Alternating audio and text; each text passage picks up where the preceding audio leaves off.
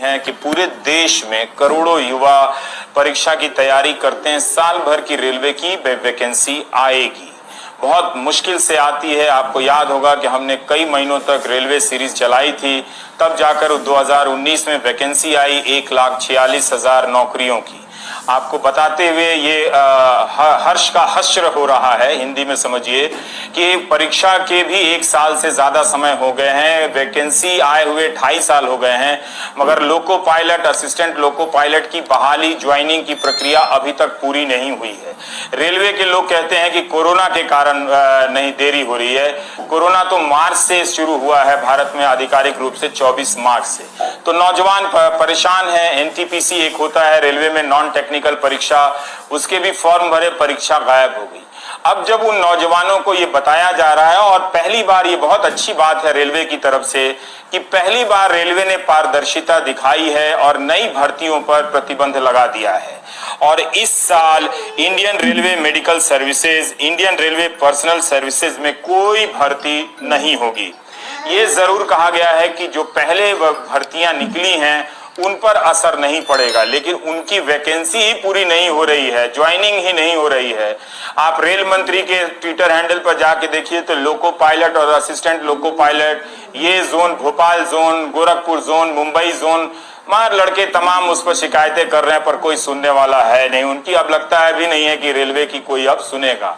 कारण यह है कि रेलवे की कमाई खराब हो गई है, कम हो गई है, हालत खस्ता हो गई है। वैसी नहीं है जैसे पीयूष गोयल के ट्विटर हैंडल पर रेलवे दिखती है चमकती हुई। वैसी ब्रांडिंग काश रेलवे भीतर से भी होती तो कल्याण हो जाता रेलवे का। ये एक बड़ा सवाल है, क्योंकि रेलवे सरकारी क्षेत्र में सबसे अधिक नौकरी देने वाली संस्था है। अब अगर ये संस्था नौकरियां देने के अवसरों को संकुचित करने लगे तो सोचिए कि इस देश के युवाओं का भविष्य एक ही चीज बचा सकता है, वो है व्हाट्सएप यूनिवर्सिटी में सप्लाई किया जाने वाला मीम और वीडियो। इसकी बढ़ा दी जाए, प्रोपेगेंडा गोदी मीडिया के जरिए बढ़ा दिया जाए, प्रोपेगेंडा की बड़ा ही हम विश्व गुरु टाइप बन रहे हैं, रोजगार की चिंता मत करो, तो भारत के बेरोजगारों को सुकून मिलता है। उन्हीं के लिए आगे की ये सूचना बता रहा हूं कि 68,000 जो रेलवे ने बताया है कि नॉन सेफ्टी कैटेगरी में भर्ती बची हुई है, इसकी समीक्षा की जा रही है। बताइए, अगर ये पोस्ट खत्म कर दिए गए तो इतनी संभावनाएं भारत के नौजवानों की बंद हो जाएंगी। वो ज्यादा समय लगता है व्हाट्सएप मीम में बिताने वाले हैं, 67,000। फिर 2 साल में जितने भी पदों का सृजन किया गया है उनकी समीक्षा हो, ये नए आदेश दिए गए हैं। उन पर नई भर्तियां अगर नहीं हुई, अगर 2 साल में पोस्ट क्रिएट हुआ है, बहुत लंबा समय लगता है पोस्ट क्रिएट करने में, अगर भर्ती नहीं हुई है तो उन पोस्ट को अब खत्म कर दिया जाएगा, रोक दिया जाएगा। कर्मचारियों के यात्रा भत्ते और दूसरे भत्ते में 50% तक कटौती होगी। अब इसको लेके मुझी को मेल लिखेंगे जिनमें से ज्यादातर लोग मुझे गाली देते रहते हैं। तो इन सारे लोगों को इसका मतलब है ज्यादा से ज्यादा मीम की सप्लाई किए जाने की, व्हाट्सएप मीम की 50% तक कटौती होगी। यानी रेलवे के कर्मचारियों का भीतर से हाल बुरा है।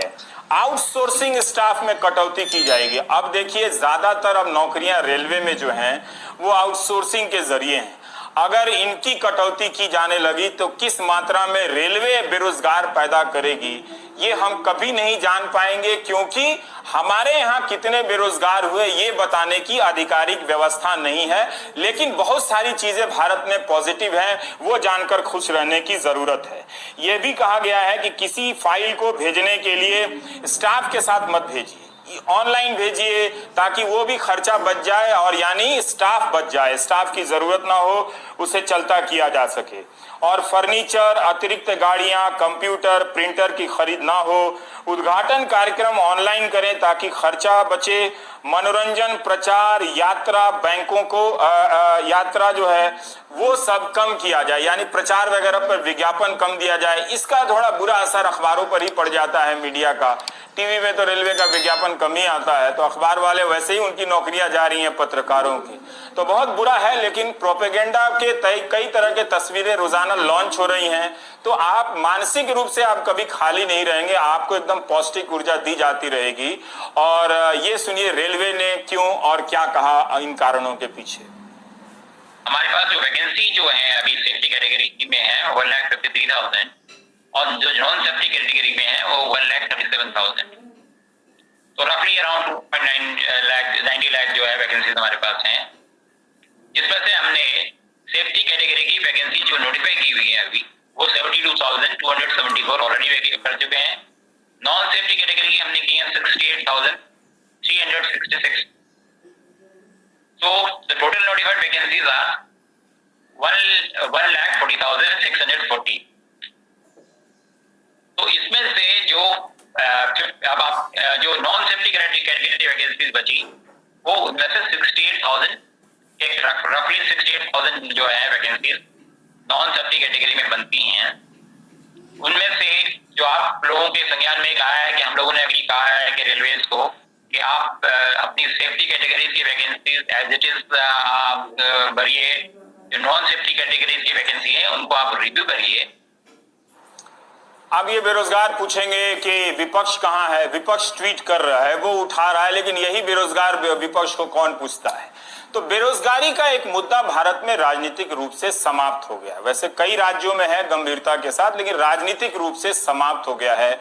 अगर आप कुछ वैचारिक नैरेटिव वाली राजनीति कर रहे हैं, कुछ तस्वीर वीडियो वाली, तो इस तरह की समस्याओं को आप गायब कर सकते हैं। हाल फिलहाल के चुनाव में ये साबित भी हुआ है, खासकर गोदी मीडिया के दौर में। ये बात मैं क्यों कहता हूं, बहुत बुरा भी लगता है कहने में, लेकिन ये सच्चाई है कि ये वो पब्लिक है जो पब्लिक नहीं है। जनता ने ही जनता के होने का अस्तित्व समाप्त कर दिया है। इसीलिए किसी भी प्रश्न का जवाब नहीं आता है, किसी भी आंदोलन पे जवाब नहीं आता। आपने कब सुना कि मंत्रियों ने बुलाकर प्रतिनिधियों से बात की है, ये आंदोलन हुआ है। अब कोल इंडिया के लोग जो 3 लाख लोग हैं, मैं तो नहीं कहता कि सब कोई गोदी मीडिया में बह गए होंगे या व्हाट्सएप यूनिवर्सिटी में, लेकिन जो बह गए थे वही बताएं कि क्या उन्होंने नहीं देखा था कि 6 साल में मीडिया समाप्त हो गया, मीडिया जन सरोकार के मुद्दों को नहीं उठाता है। अब जब उनकी बारी आई है तो फिर वो मीडिया को क्यों कोस रहे हैं कि मीडिया उनका नहीं दिखा रहा है। क्या आपको लगता है, पता भी है कि 3 दिनों के लिए कोल इंडिया में जो प्राइवेटाइजेशन हुआ है उसको लेकर 3 लाख कर्मचारी आंदोलन कर रहे हैं? आपको कभी पता नहीं चलेगा। अब इन्हीं से पूछिए कि क्या इनको इस बात का फर्क पड़ता है कि सफूरा जरगर एक गर्भवती महिला के खिलाफ किस तरह से अन्याय हुआ, भीमा कोरेगांव केस में किस तरह से 2 साल का ट्रायल नहीं हुआ और एक नौजवान लड़के को उठाकर जेल में बंद कर दिया गया, सुधा भारद्वाज।